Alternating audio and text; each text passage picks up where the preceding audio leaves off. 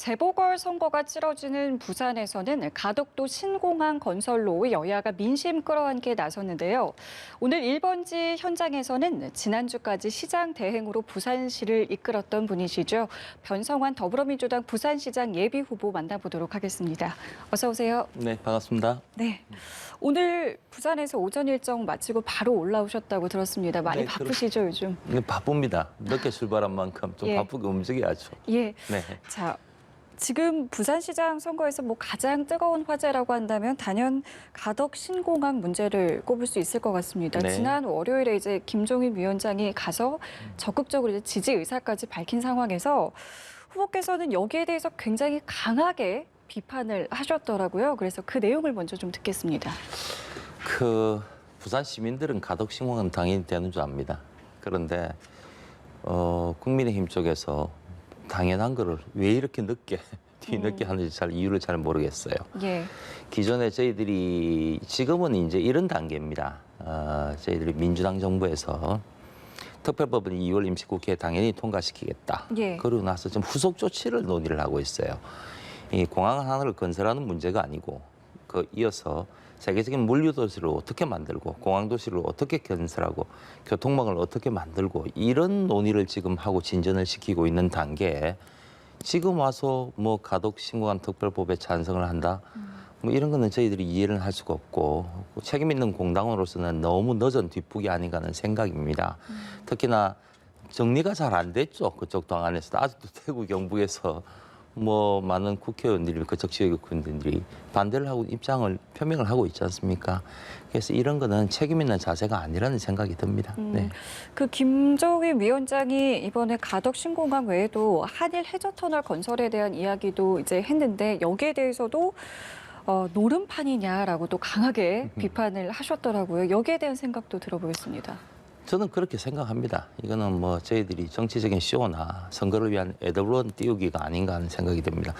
제가 행정부시장 시절 때도 관련 전문가를 불러서 이런 부분에 대해서 검토를 한 적이 있습니다. 예. 그런데 이제 접었죠.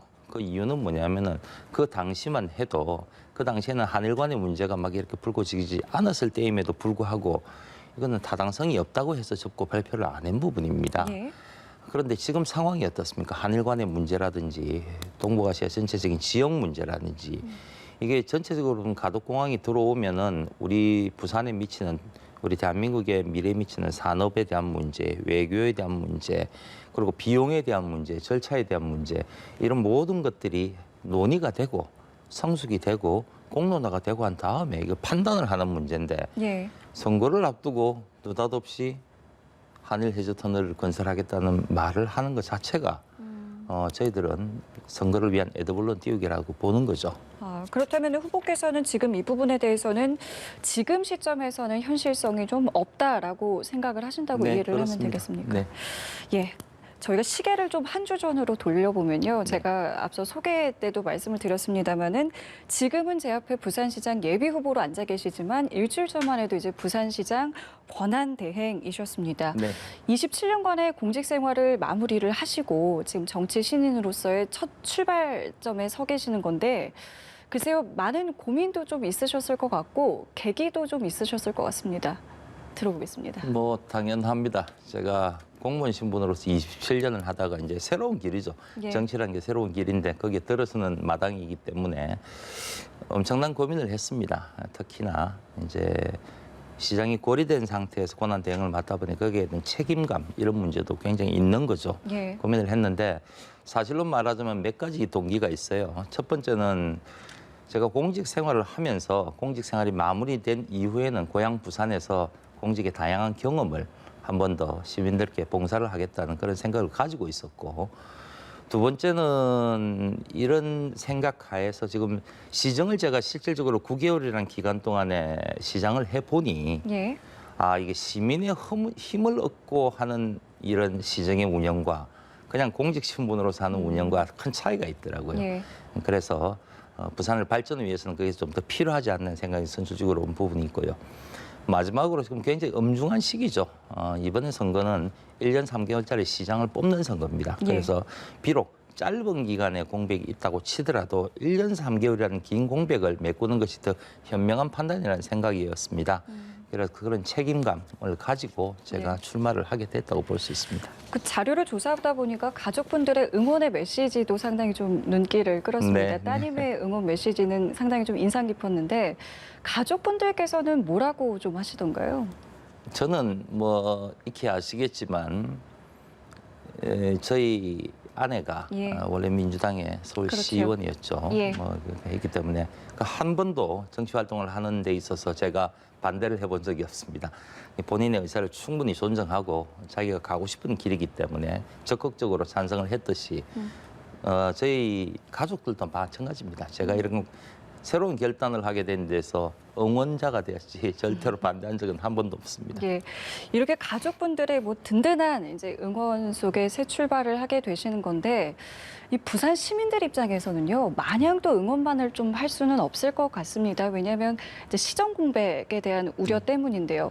여기에 대한 고민과 책임도 많이 좀 생각을 하셨을 것 같습니다. 뭐 당연합니다. 그 부분이 제일 끝까지 고민한 계기였고요. 제가 사실은 26일 날 사표를 냈죠. 예. 공직신문으로서 이제 사표를 냈는데 27일부터 후보자 등록 기간이었습니다. 그 말은 뭐냐면은 끝까지 고민을 하셨다는 그래도 거고요. 그만을 했고 끝까지 책임을 완수를 해서 했다는 부분입니다. 그럼에도 불구하고 시민들이 그런 부분에 대해서 걱정을 끼친 점에 대해서는 제가 송구스러울 수밖에 없습니다. 지금도 마찬가지 심정이고요. 예. 다만 그런 부분을 보완하기 위해서 새로운 부산을 잘 아는 유능한 분을 모셔오기로 저희 중앙정부에다 계속 건의를 해왔고 지금 내려와 계시죠. 지금 그분도 훌륭한 분이기 때문에 예. 아마 시정 공백에 대한 우려 없이 잘 메꾸고 있다고 저는 보고 있습니다. 예. 그래서일까요? 정치인으로서의 첫 행보를 찾아보니까 노무현 전 대통령 묘역을 참배를 하셨더라고요. 뭐 그렇습니다. 뭐 가시는 길, 오시는 길 많은 생각도 하시고 또 다짐도 하셨을 것 같습니다. 네. 생각을 좀 들어볼 수 있을까요? 제가 공직 신분으로서 뭐 그런 얘기를 하더라고요. 왜 과거에 몰랐다 전혀. 예. 제가 노무현 대통령 모셨던 마지막 의전 행정관이었습니다. 최근에 좀 알려졌죠. 네네. 근데 그걸 왜 진작 얘기하느냐 이런 분들이 있는데 제 공직 신분으로는 그런 거를 얘기를 하고 다닐 신분은 아니죠. 그거는 책임 있는 자세가 아니라고 보고 예. 제가 이제 다만 의도적으로 뭐 그거를 표출하려고 한 건 아니고 제가 모셨던 어른이었고 그래서 당연히 정치 입문을 하게 되면은 신고차 가야 되고 추모를 하는 게 당연한 도리라고 봅니다. 그래서 찾아갔는데 마침 또 제가 박수 표지가 거기에 또 있더라고요. 예, 사진 봤습니다. 거기에서 안내해 주시는 분이 찾았어요. 저도 위치가 어딘지 몰랐습니다. 예. 솔직히. 근데 그 표지를 보여주시길래 예. 그 장면이 이제 찍히고 해서 좀 말씀 탄 거죠. 탄 건데 하여튼 제가 존경하는 분이었고 예. 그래서 제가 많은 거를 옆에서 보면서 배웠던 그런 분입니다. 뭐 그거는 당연히 가서 하는 도리라고 생각을 했었습니다. 예. 그럼 이번에는 비전에 대해서 좀 이야기를 네, 듣고 네. 싶은데요. 오늘 1호 공약을 발표한 거를 봤습니다. 네. 또 그동안 9개월간 권한대행으로도 지내셨고요. 준비된 후보다 연속성이 있다라는 부분을 줄곧 강조를 하고 계시는데 그렇다면 지금 부산의 가장 시급한 현안은 뭐라고 판단을 좀 하시는지요? 저는 이렇습니다. 세 가지 이제 단계를 밟아서 얘기를 할 수 있는데요. 뭐 대한민국이 마찬가지입니다. 다 마찬가지지만 제일 급한 것이 지금 뿌리부터 흔들리고 있죠. 코로나19로. 예. 민생과 지역 경제의 위기입니다. 이거를 제대로 지키고 살리는 것이 제일 급선무라고 봅니다. 두 번째는 저희들이 민주당 정부에서 그리고 문재인 대통령께서 과거 국민의힘, 과거에는 뭐 한나라당, 뭐 새누리당 뭐 여러 명칭을 썼습니다. 부산에서 23년간 집권을 했습니다. 예. 그때 한 것보다 훨씬 많은 일을 이 짧은 2, 3년 안에 다 이루어냈어요. 대표적인 것이 가덕공항이죠. 그리고 이제 2030년에 저희들이 추진하려고 하는 엑스포 문제라든지 북한 재개발 여러 현안들을 다 이루어냈습니다. 근데 이 시기가 굉장히 중요한 것이 이제는 뿌리를 내리고 다지는 기간이 필요한 시점입니다. 그런 부분에 대해서도 집중을 해야 된다고 보고요. 그리고 부산 대개조라는 것을 2019년도에 대통령님을 모시고 부산이 발표를 했습니다. 그거는 부산의 50년, 100년의 미래 먹거리를 하는 굉장히 큰 장기 플랜입니다. 그런 플랜을 하나하나 추진하는 것이 목표지 예. 새로운 계획을 새롭게 새긴다는 것은 예. 저희들로서는 시간 낭비라고 볼 수 있습니다. 그래서 그런 부분들에 대해서 추진을 하다 보면은 미흡한 부분들이 또 있어요. 그래서 그 미흡한 부분이 제일 아쉬운 게 사람입니다. 부산에서. 인재고요. 청년이 떠나는 도시니까 청년 도시 부산을 만들겠다는 그런 포부를 제가 오늘 말씀을 드린 겁니다. 예. 온라인 국민 면접 이후에 좋은 평가를 받으셨고요. 지금 말씀하신 것처럼 뭐 30년 가까운 이제 공직 생활 동안에 뭐 바탕으로 한 여러 가지 철학에 대해서도 제가 좀 들을 수가 있었습니다만은 이 선거라는 것에서 인지도를 빼놓을 수가 또 네. 없습니다. 이 부분에 대한 고민이 좀 있으실 텐데요.